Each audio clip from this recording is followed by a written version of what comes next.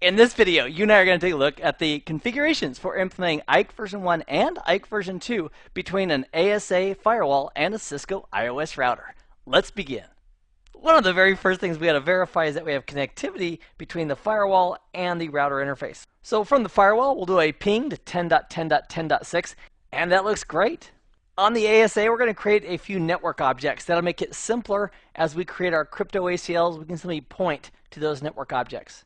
We'll make one for the inside net. That's the 10.16.50 subnet. That's to the left of the firewall. And that addresses this network right here. So anytime we refer to this object called inside.net, the firewall knows, oh, you mean 172.16.50.0. Next, let's create a network object to point to the 10.6.6 subnet. That's the subnet to the far right behind the router. And the network object, we're going to call that R6-network. So now when we create our crypto ACL, we can simply point to the source network of inside-net and the remote network of R6-network. So let's create an access list that leverages both those object groups. Access list, we'll call this cry-ACL for our crypto ACL, and we'll say permit IP object inside-net if it's going to object R6-network. And let me use the up arrow key just for a moment so we can see that full syntax, and the rest of it is right here. It was just too long to fit on one line. That's why it gave us the $sign symbol. So in effect, this access list called cry-ACL identifies traffic sourced from this subnet if it's destined to this subnet. Now, routing is key to all of IPsec. If the router or firewall doesn't have a burning desire or knowledge of how to forward a packet, it's not going to forward it, including out of an interface where there's a crypto map applied. So we'll create a route on the outside that says to get to the 10.6.6 network, go ahead and use the next hop of 10.10.10.6. So the firewall now knows to get to the 10.6.6 subnet, it should go ahead and forward it over to 10.10.10.6, which is the IP address of the router. And regarding the fundamentals of the firewall, like routing and interface addressing and security levels, if you'd like to dig into that and learn that, I would highly recommend the CCNP Security Firewall course right here at CBT Nuggets that covers all those fundamentals for the ASA. It's always a great idea to verify what we've configured. Let's verify our routing with a show route. We've got two directly connected networks. That looks fine. And we also have our static route, which says to get to 10.6.6, go ahead and hand it over to 10.10.10.6. And for our scenario, that's perfect. In a production environment, we're likely to have a default route as well to get to any networks that we don't have a more specific route for in the routing table. So on the ASA, we're going to create two sets of policies, one for IKE version 1 and one for IKE version 2. So let's start off with IKE version 1 with the syntax crypto, IKev1 policy, and we'll go ahead and use policy number 1. And then we're going to put all the details regarding haggle, those 5 elements that we can negotiate during IKE phase 1. The hashing, authentication, Diffie-Hellman group, lifetime, and encryption. And I did them in that order just to help remind you of what those 5 elements are for IKE phase 1. Going back to our mnemonic of haggle. So what this means is when we go configure the router for an IKE phase 1 policy, we need to make sure we make a compatible policy over there as well. And every item needs to match for the IKE phase 1 policy except for the lifetime. And they will negotiate the lesser of the 2 values for the lifetime, but all the other parameters have to be matched. We're also going to enable IKev1 on the outside interface of this ASA with the syntax crypto, IKev1 enable outside, where outside is referring to the interface name of the outside interface. Now, since we did the IKE version 1 policy, let's go ahead and configure the IKE version 2 policy. So the syntax is crypto, IKev2 policy. We'll use policy number 1 as well for that. And for encryption, I'm going to say AES 192 and AES. For data integrity, I'm going to say SHA-256 and SHA-1. For PRF, I'm going to say SHA-256 and SHA. For Diffie-Hellman group, 5 and 2. And for the lifetime, I'm going to simply specify 86,400 seconds. And this example does have a clear benefit of using IKE version 2 is that we can combine multiple options on the ASA in this IKev2 policy. Where in the IKE version 1 policy, if we wanted all those possible combinations, we'd have to make multiple IKE phase 1 policies, with each one explicitly spelling out the details that we wanted in that IKE phase 1 proposal. Now, if we want to be able to use IKE version 2 on the outside interface on this ASA, we also have to specify that with a crypto IKev2 enable outside, again referring to the name of the outside interface.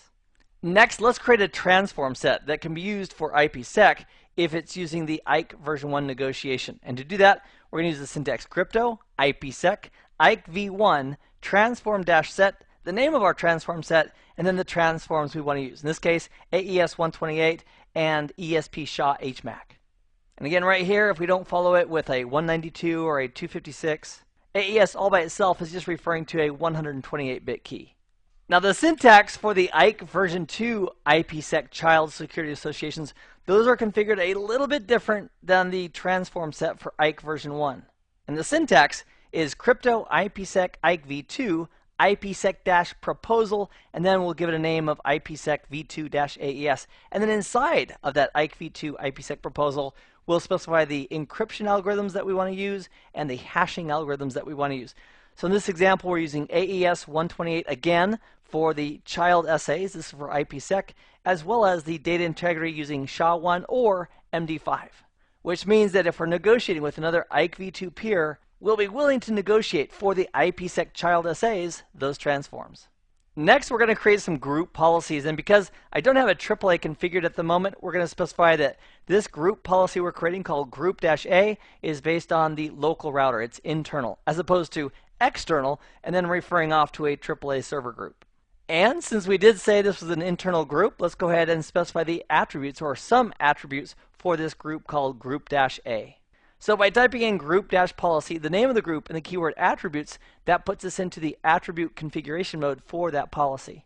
And here's the magic. If we want to enable this group policy to allow IKev1 or IKev2, we simply use the syntax VPN-tunnel-protocol space IKev1 space IKev2. So this group is willing to do both of them, and the firewall as a whole is willing to do both of them, because we've created the policies and we've enabled those protocols on that outside interface.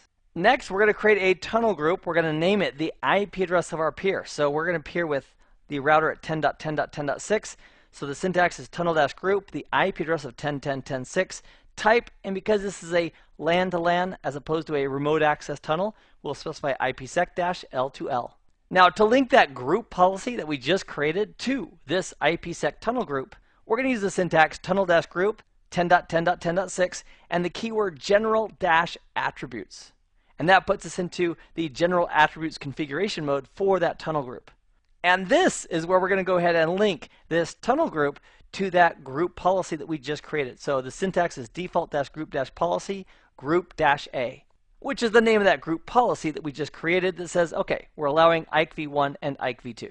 Now, next we're going to configure that tunnel group, but as opposed to configuring the general attributes for that tunnel group, we're going to go ahead and configure the IPsec attributes for that tunnel group. And the syntax is tunnel-group, the IP address of 10.10.10.6, which is the name of our tunnel group, and then the keyword IPsec-attributes, and that puts us into the IPsec attributes configuration mode for that tunnel group.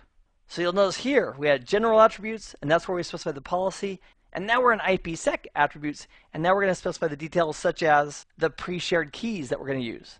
Now, in my opinion, having the actual pre-shared keys configured under the IPsec attributes for the tunnel group doesn't make a whole lot of sense. And that's because, in my opinion, the IKE version 1 or the IKE version 2 authentication is happening way before we ever get down to the child IPsec essays. But it is under the IPsec attributes that we're going to specify our pre-shared keys. So let's specify the IKE version 1 pre-shared key of Cisco123.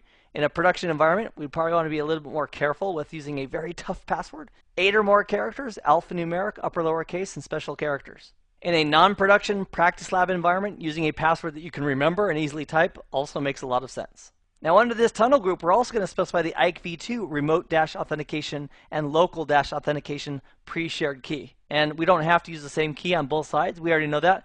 But for this demonstration, we're going to use the pre-shared key of Cisco123 for the local and Cisco123 for the remote.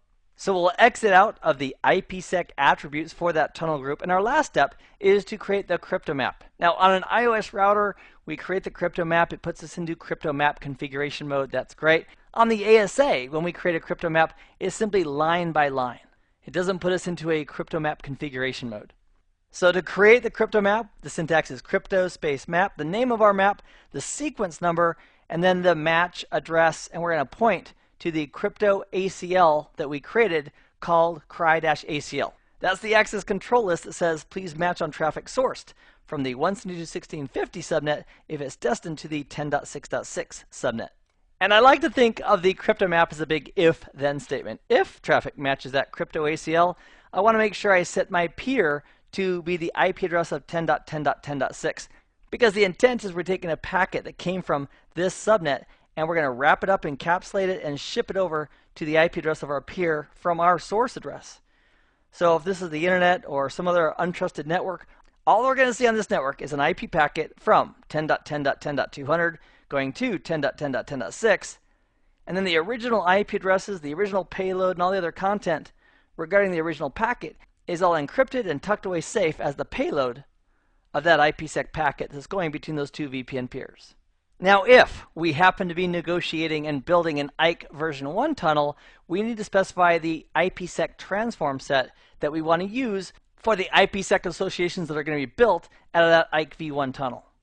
And so to do that, the syntax is crypto map, the name of our crypto map. We're still in sequence number 1, set IKEv1 transform dash set, and then the name of our transform set, which in our case is called our-t set. And because our client could be coming in via IKE version 1 or IKE version 2, we can also, in that same crypto map, say crypto space map, our map sequence number 1, set the IKEv2 IPsec proposal, and then name. So on the ASA, the IPsec proposal for IKEv2 and the IKE version 1 transform set are both describing the elements or the protocols that we're going to use for the IPsec essays. Whether they're spawned by IKE version 1, it's going to be the transform set that's used for negotiation. If it's an IKEv2 tunnel, it's going to be the IPsec proposal that's used for the negotiation of the protocols for the child essays, the IPsec essays. And our last step is to apply this crypto map to the outside interface on this ASA with the syntax crypto space map, the name of our crypto map, the keyword interface, and then the name of our interface. And that's it for ASA 1. ASA 1 is now prepared to handle inbound site-to-site tunnels with IPsec, regardless if they were initiated using IKE version 1 or IKE version 2. Now that we've configured the ASA, let's go ahead and configure this router, which is R6, to build a site-to-site tunnel between itself and the ASA. Now there's two options that we have. We can use IKE version 1, or we can use IKE version 2, because the ASA we just configured is ready to support either of those. So what I think we should do for fun is let's go ahead and configure IKE version 1, verify it works, then we'll tear that down, and then we'll configure IKE version 2 and verify it works. And that'll be a great opportunity for you and I to implement both technologies and to use the appropriate show and verification commands to make sure that they're working correctly. So on R6, let's go into configuration mode and let's create a crypto ISACEMP policy. The actual policy number isn't too important. What's really important are the ingredients. We need to make sure that our IKE phase 1 policy matches what we have over on the ASA. So for hashing, we use SHA. For authentication, pre-shared, Diffie-Hellman group 5, lifetime of 1 day or 86,400 seconds, and the encryption was AES. And that, my friend, is the exact match to the IKE phase 1 policy we've configured over on the ASA. Because we are using pre-shared keys, let's go ahead and specify the key of Cisco 123 to use with the peer at the address of 10.10.10.200. Let's create an IPsec transform set. The syntax is crypto, IPsec, transform-set, the name of our set, and then the transforms that we want to use in that set. So in this example, AES with a 128-bit key, and we use SHA HMAC for data integrity.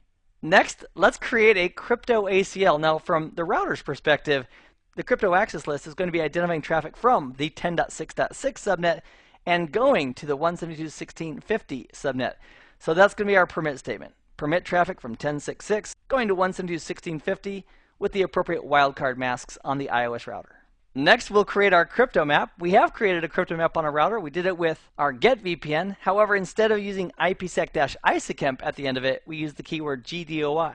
So on this crypto map, it's a giant if-then statement. So let's do the if part, and that is if traffic matches the address cry-ACL, which is the crypto access control list we just created, then I want to set the peer to be my good buddy 10.10.10.200, and I want to set the transform set to that really cool transform set we just created called our-t set with the syntax set transform set our-t set. And it is case sensitive, by the way, on those transform sets, so we want to make sure we have them exactly correct. Next, we're going to go to interface E00 on the router, and we're going to apply the crypto map. And the syntax for applying that crypto map is crypto map, and then the name of our crypto map, which is our-map. So let's verify our IKE Phase 1 security association, or to see if we even have one. And the syntax for that would be show crypto ISAKEM for IKE version 1 SA. And we've got nothing. We could try out the command show crypto session, but that's really not going to be too helpful either, because we don't currently have an active IKE Phase 1 session or IKE version 2 session. And one of my favorite commands for IKE version 1, just to look at all the parts if we're using traditional crypto maps, is the command show crypto map, because it lets me know if I have missing parts. So I've got my peer, I've got my access list spelled out right here. That looks good. The transform set is our T set, and the crypto map is applied to Ethernet 00. So all that looks good. So why is it that we don't have an IKE Phase 1 working tunnel? And the answer is we don't have any interesting traffic that has matched our crypto ACLs yet. If we have traffic that's being sent from 10.6.6 over to 172.16.50, that would trigger our cryptography, and then IKE Phase 1 would get busy and it would start the negotiation. So let's start the traffic. Let's do a ping over to 172.16.50.5. That is an IP address that's active over on that left network. We'll source it from 10.6.6.6, and look at that. We lost the first ping, but the rest of them came in. Now, that could be to some type of an ARP resolution or something like that. Or it could have been that IKE version 1 was negotiating and building the IKE Phase 1 tunnel, and then after it was built, it built the IPsec tunnel that it could be used to forward our ping request and the echo replies back to us. And we could verify that easily with the show crypto ISAKEM SA. And sure enough, we have a beautiful security association in place. If we hit the up arrow key and add the keyword detail, it'll provide even more information about that IKE Phase 1 SA. So it's active. We used AES and SHA for that IKE Phase 1 tunnel. We used pre-shared keys, Diffie-Hellman Group 5, and the lifetime was a day by default. And it's been up for about 1 minute and 3 seconds based on the time that I ran this show crypto ISAKEM detail command.